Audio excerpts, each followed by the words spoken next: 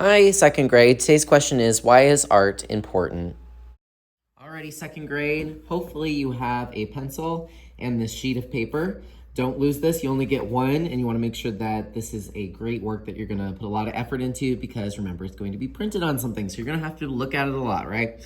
If you could, please double check and make sure that your pencil is sharpened. If not, we have little sharpeners on the table and these little cups. Just take it, sharpen it over the cup. You can throw this away. If not, just put it back in the cup and someone else will do it. So we are going to be creating a landscape.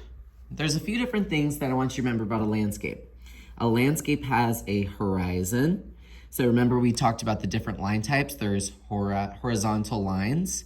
We're gonna make a horizon.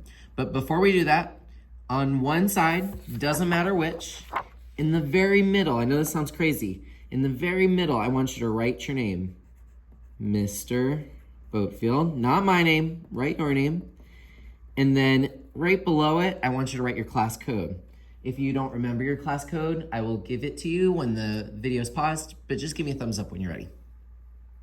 Okay, so the side that doesn't have your name, flip it over, and then this is where we're gonna put the landscape. It's gonna be on the back. That way, when they print your artwork, your name's not in it. That way, they get to see the beautiful image and they're not distracted by random numbers.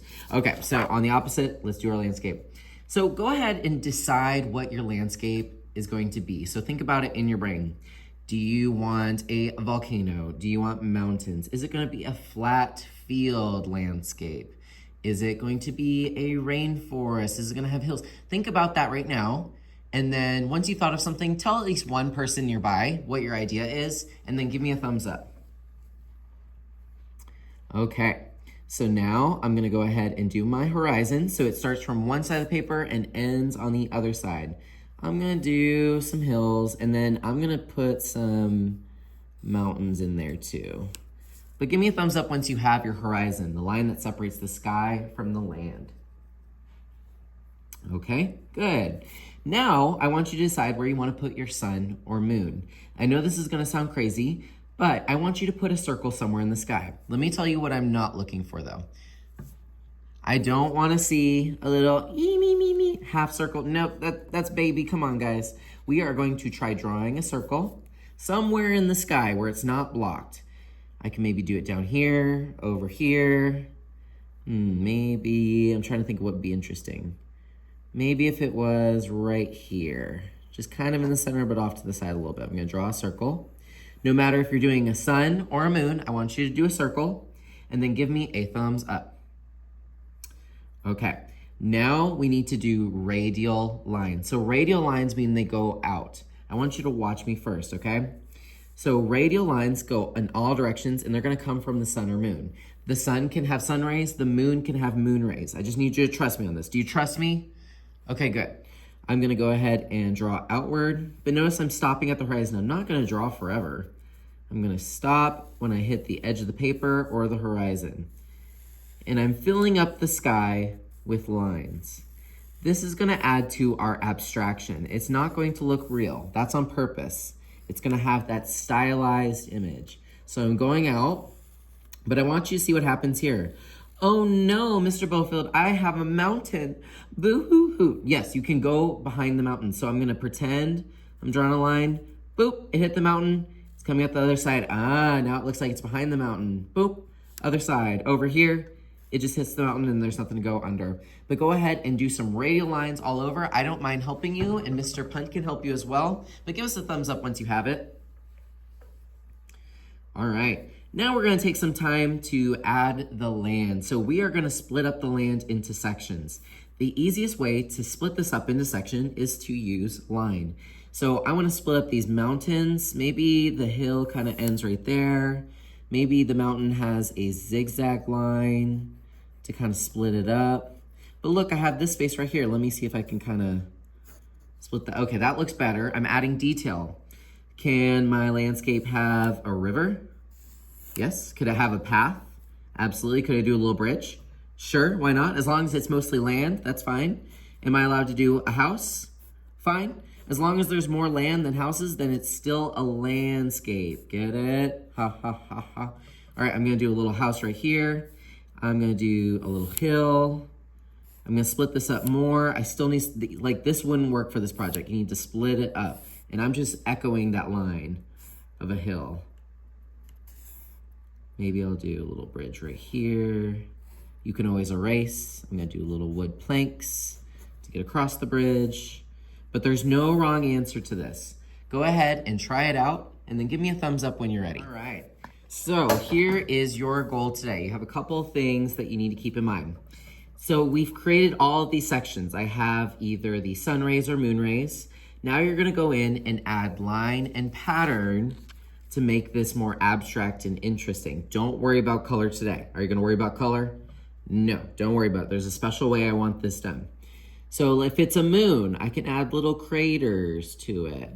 If it's a sun, maybe I can pick a line that reminds me of the sun. So I know this one's called scallop, but wouldn't a scallop work great for kind of identifying the sun? Maybe your sun or moon has a face. That's totally up to you. I'm not gonna do that. I'm just gonna put a little spiral. That's interesting. But in every area, add something interesting. Maybe I wanna do a dotted line for this part of the landscape. And it can go off the page. Maybe in here, I wanna do a zigzag. You're gonna fill up all of these. And yes, you can repeat them. If I really like this zigzag, I can use it in more than one place. But you're also gonna do this to the land. You can do this to split up the space by adding, oh, I don't know, that wavy line again and make a tree. And then I'll use some vertical lines to make it look like it's a tree. You could do bushes. Hey, if you're feeling lazy, just do a spiral because it's abstract. Does it have to look real? No. If you want the water to look more real, you could do that scalloped line or not. It's totally up to you. Maybe I want to do, let's try out a different one. Aha, crosses. Maybe cross plus, cross plus, cross plus. That would be considered a pattern too. Can you make up your own pattern? Absolutely. Maybe I'm just obsessed with hearts. So I'm gonna do some hearts over here. Could I do that? Yes, it is your work, your choice, your creativity. I'm gonna fill this up with pattern and I'll be right back. All right, so I've done my job. I got pattern in every single section. Remember, you can make it up. There's no right or wrong answer. Double check with me or Mr. Punt, and then we will hand you the Sharpie. You need to go over your lines. The reason is because when we send this off to Original Works, they're gonna need to see your lines clearly. So this is the best way just to make them bold. You wouldn't want your art printed out the wrong way. So you're gonna go over every single line. Yes, I said every single line. And this will take some time, but just slow down. If you don't finish today, it's okay. Do not worry about color. Worry more about line and Sharpie today. I'm gonna be right back after I get all this Sharpie in.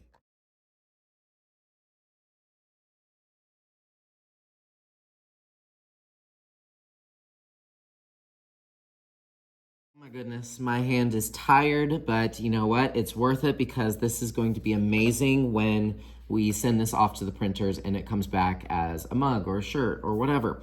But take a look. Did I get all of the spaces? Aha, I missed some. So do some double checks while you're working. I'm really good at finding the places you missed. Maybe there's an area that you could add a little something to just to make it a little bit more interesting. But once you are done with Sharpie, there's only one last thing to do. I know, so much work today.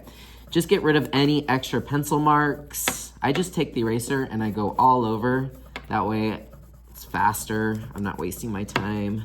But just get most of them, make it look pretty for me. Put it on the back counter. And then you have some new activities to choose from. Free draw over here. You can use your markers, crayons, colored pencils, whatever you need. Just let us know. If you want to do kind of more of dry erase board, we have one marker, one paper towel, one board. Just take it with you. You can do shape puzzles, not as popular. Cubes on the carpet, that's what this big soft carpet is for. Origami, so if you know how to do origami, that's folding paper. Some people want to use scrap paper and make something, up to you. We obviously have books, we got blocks, and we have texture plates. But remember, you don't need to add color to your work today. That's gonna be all next time we're gonna do, and we are gonna put this on the back counter. Have an amazing day, and I'm excited to see your names.